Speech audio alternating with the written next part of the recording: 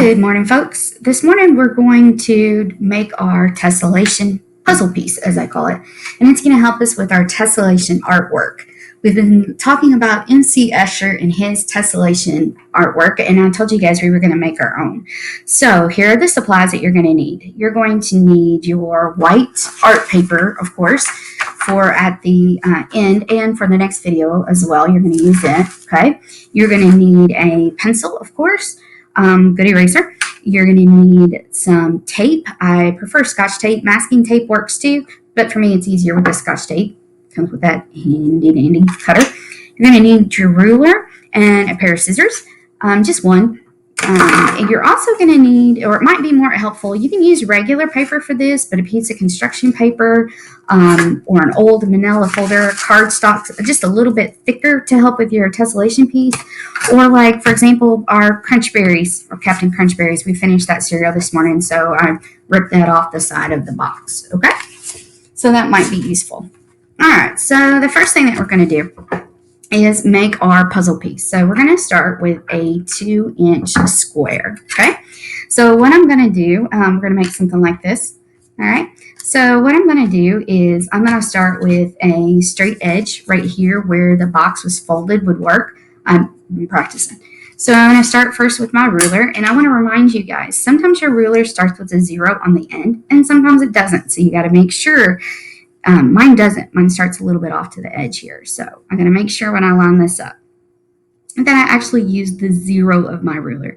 So I'm going to come right here, and where I see the 2-inch mark, I'm going to put a little dash. Okay. So I'm going to come down a little bit more, making sure that I'm constantly double and triple checking that I'm actually lined up on my 0. All right. I'm going to turn my ruler over to the side, and I'm going to line my dashes up. Make a nice straight line. All right. Get rid of this old line. It doesn't need to be there. All right. And then I'm going to come along here, and I'm going to lining up this edge right here with my 2-inch mark. And make a little mark at 0. And I'm going to come down and do that again. And come down and do that again. Just a couple of times here. Give me a nice straight square. Turn my ruler so I can connect my dashes. Alright. Let me go ahead and turn my ruler here. Get a nice straight edge along that fold that the machine or factory did. Alright, and I'm going to go ahead and make sure that this is straight from where I've cut previously. Yeah, that's good. Alright. I'm going to use my scissors, and I'm going to cut out my box here. Very carefully.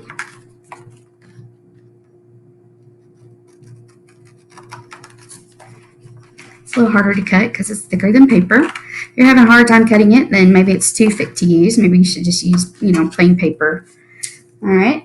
The next thing I'm going to do is I'm going to suggest that you put your name on this side of it. This way you know what the top is. It's a little easier for me because since I'm using Captain Crunch, I know that this is the back because there's a design on it. But if you're using, for instance, the manila folder, it looks the same on both sides, or a regular piece of paper, okay? So you're going to need to know what side is the side you're working on. It does make a difference if it accidentally gets flipped over, so you do need to do that. All right. So the next thing that we're going to do is, starting on the left-hand side here, which is this side, we're going to make a zigzag or a curved line, and we're going to go from corner to corner. So we're going to start at the bottom. I'm just going to start with kind of a curved line. I don't want to get too crazy here because I know I got to cut it, and if I make it too crazy, it makes it really hard to cut. Notice I'm not getting too close to the edge here, and I'm not getting too into the middle. All right. And I'm also going to put a little shape on here because, again, if I was using a regular piece or a manila piece or something, if this accidentally gets flipped over, this just makes it easier for me to know which side is the top. All right, I'm going to use my scissors, and I'm going to cut along that line I just drew. And I'm going to try to cut it in one simple shape, just one cut here. I don't want it to be in a bunch of little pieces, and that's very important. So I'm just going to take my time and turn this box whatever way I have to.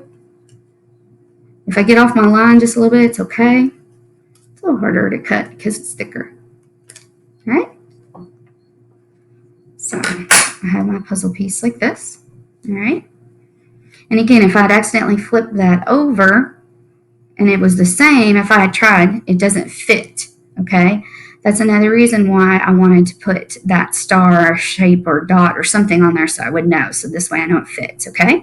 So now I'm going to very carefully take this piece and move it over to this end. All right.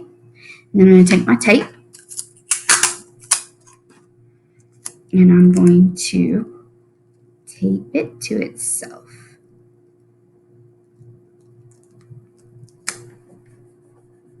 If I accidentally got some tape off the edges or whatever, I just take my scissors and trim that. Okay? Make sure it's right up next to itself there. And tape it down. All right. If I need another piece, I can. Here in a little bit, I might flip it over and put some tape on that side to make sure it stays on there really nice. Okay? So now I'm going to do the same thing to the top of the border. I'm going to start from this corner right here. I think this time, though, I think I'm going to do more of a zigzaggy line. And again, I'm not going to get too crazy because I know I got to cut it. And I'm going to cut it. I'm not cutting that piece I put in there earlier that I taped on. I'm just going here. And again, I want to cut it as one piece. I want a bunch of tiny little triangles that I have to try to tape together. That makes it crazy. Oh, I forgot something. That's why I always like you guys to watch these videos all the way through before you start to do them. Forgot to put a piece on there. Okay? All right, so, but if I'd gotten confused, I could always go back and make sure, okay, this fits in this way, because if it accidentally got flipped over, okay, it doesn't fit right, all right? So you always got to make sure it fits right, all right? Once I know it fits right, okay, I'm going to take it and go put it right over here. I'm going to make sure this corner matches up. Get some tape again, and I'm going to tape this like this. All right, now I like to flip it over on the back and put a little more tape on there because I don't want it to move. Sometimes I even like to rip the tape in half here just to get it on there really good. Actually, no, so I'll cut it, get some smaller pieces if I got them too big. Just to really make sure it stays on there. I don't want my little pieces to move or come off later while I'm trying to use it. Just makes it harder to use. And I'll do the same for this other piece, the first piece I did. So it's all on the back. I'm just really making sure that it doesn't move later. All right. Let's say that I accidentally, look right here, I accidentally got some tape off of the edge there, and that's going to get in the way of my drawing. I can just go back with my scissors and just trim that out of the way there. Sometimes that happens. Or you could just fold it down if you needed to. Okay? So now, excuse me, I have this weird shape here. Got my name on there, and I have this weird looking funky shape. And you're probably thinking, Miss Knight, how am I going to turn that into a tessellation artwork? Okay? Well, the first thing you're going to do is get your art paper, and I'm going to zoom this out just a little so you can see that I have the whole piece of paper here. Just like in my classroom, it's going to take a minute to zoom, focus. Here's my paper. I'm going to take my puzzle piece and making sure that my name is on the top, because if I accidentally flip this over while I'm working, it won't fit, okay? And I'm going to take this puzzle piece, and I'm just going to start right here in the middle, and I'm just going to take my pencil and just lightly, very carefully trace around this.